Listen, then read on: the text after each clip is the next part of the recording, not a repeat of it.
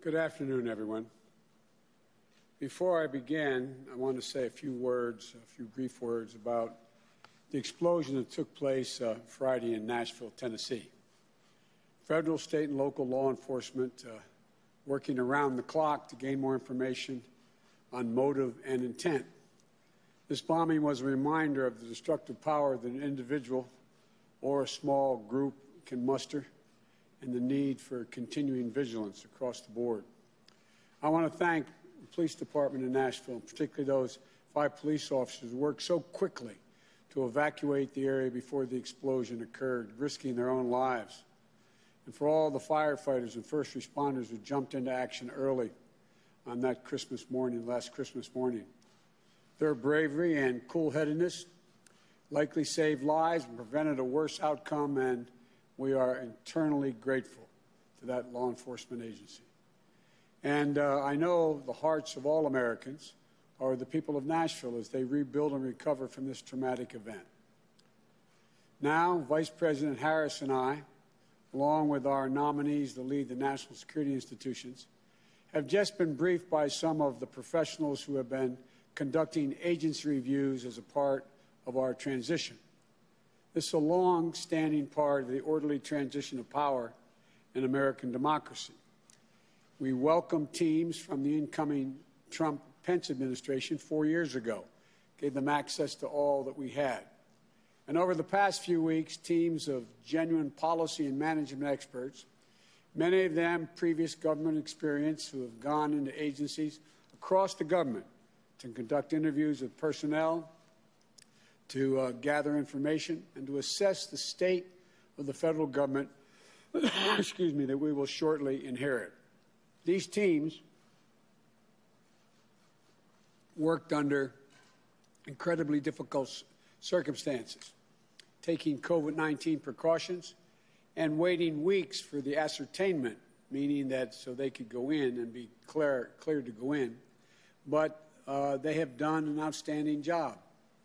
For some agencies, our teams received exemplary cooperation from the career staff in those agencies. From others, most notably the Department of Defense, we encountered obstruction from the political leadership of that department.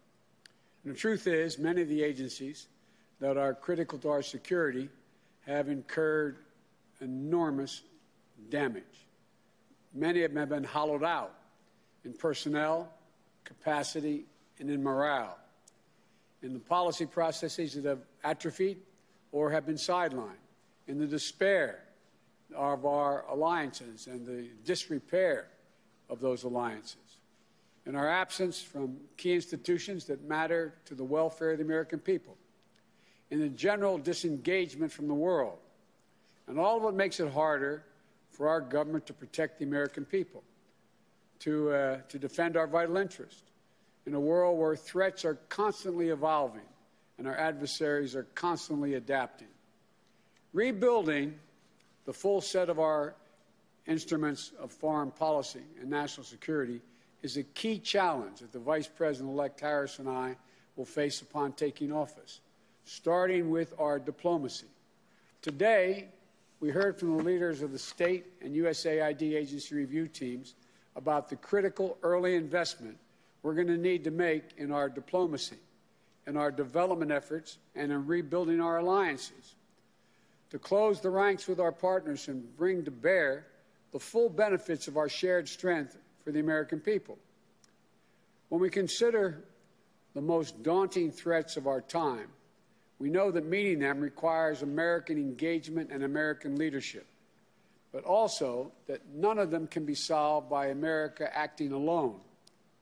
Take climate change, for example. The United States accounts for less than 15% of the global carbon emissions. But without clear, coordinated, and committed approach from the other 85% of the carbon emitters, the world will continue to warm. Storms will continue to worsen. Climate change will continue to threaten the lives and livelihoods, and public health and economics of our existence and literally, the very existence of our planet. We've learned so painfully this year the cost of being unprepared for a pandemic that leaps borders and circles the globe. if we aren't investing with our partners around the world to strengthen the health systems everywhere, we're undermining our ability to permanently defeat COVID-19, and we're leaving ourselves vulnerable to the next deadly epidemic. And as we compete with China to hold China's government accountable for its trade abuses, technology, human rights, and other fronts, our position will be much stronger when we build coalitions of like-minded partners and allies that make common cause with us in defense of our shared interest and our shared values. We make up almost 25% of the entire economy of the world. But together with our democratic partners, we more than double our economic leverage. On any issue that matters to the U.S. and China relationship, from pursuing a foreign policy for the middle class, including a trade and economic agenda that produces and protects American workers, our intellectual prosperity and the environment, to ensuring security and prosperity in the Indo-Pacific region, to championing human rights, we're stronger and more effective when we're flanked by nations that share our vision and the future of our world. That's how we multiply the impact of our efforts and make those efforts more sustainable. That's the power of smart, effective American leadership. But right now, there's an enormous vacuum. We're going to have to regain the trust and confidence of a world that has begun to find ways to work around us or work without us. We also heard from key leaders of our intelligence and defense review teams, including Stephanie O'Sullivan, former Principal Deputy Director of the National Intelligence, and retired Army Lieutenant General Karen Gibson. We talked about the different strategic challenges we're going to face from both Russia and China, and the reforms we must make to put ourselves in the strongest possible position to meet those challenges. That includes modernizing our defense priorities to better deter aggression in the future, rather than continuing to overinvest in legacy systems designed to address threats of the past. We have to be able to innovate, to reimagine our defenses against growing threats in new realms like cyberspace. We're still learning about the extent of the SolarWinds hack and the vulnerabilities that have been exposed. As I said last week, this attack constitutes a grave risk to our national security. We need to close the gap between where our capabilities are now and where they need to be to better deter, detect, disrupt, and respond to those sorts of intrusions in the future.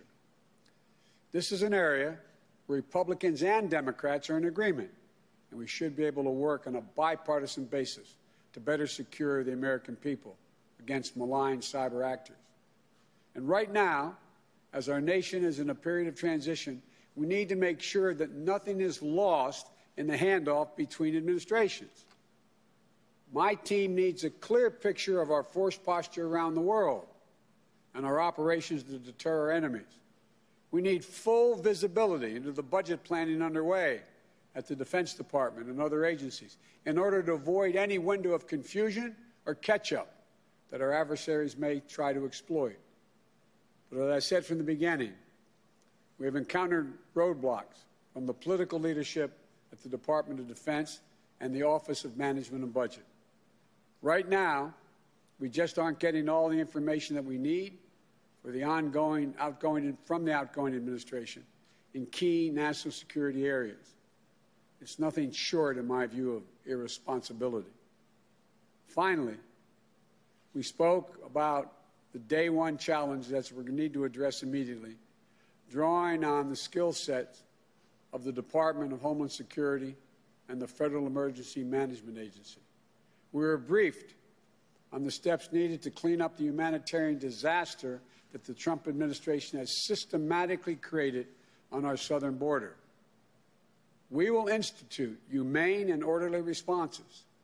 That means rebuilding the capacity we need to safely and quickly process asylum seekers without creating near-term crisis in the midst of this deadly pandemic. These are hard issues, and the current administration has made them much harder by working to erode our capacity. It's going to take time to rebuild that capacity.